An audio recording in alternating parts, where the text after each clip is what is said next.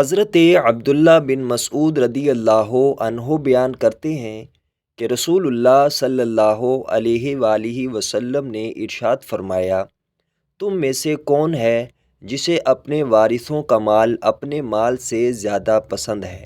صحابہ کرام نے عرض کیا، ہم میں سے ہر ایک کو اپنا مال اپنے وارثوں کے مال سے زیادہ پسند ہے۔ آپ صلی اللہ علیہ وآلہ وسلم نے فرمایا، بے شک اس کا مال تو وہ ہے جو اس نے آگے بھیجا، جبکہ وہ مال جو اس نے پیچھے چھوڑا وہ اس کے وارثوں کا ہے۔ مشکوٰۃ المصابیح حدیث نمبر 5168۔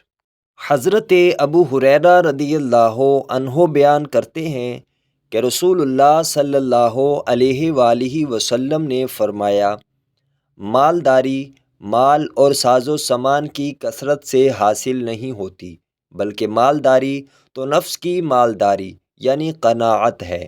مشکوٰۃ المصابیح حدیث نمبر 5170۔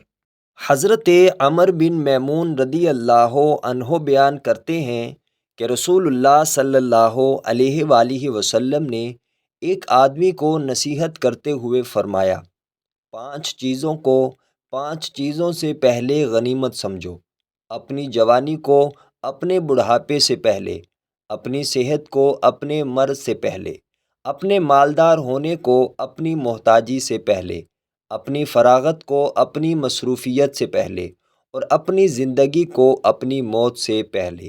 مشکوٰۃ المصابیح حدیث نمبر 5174۔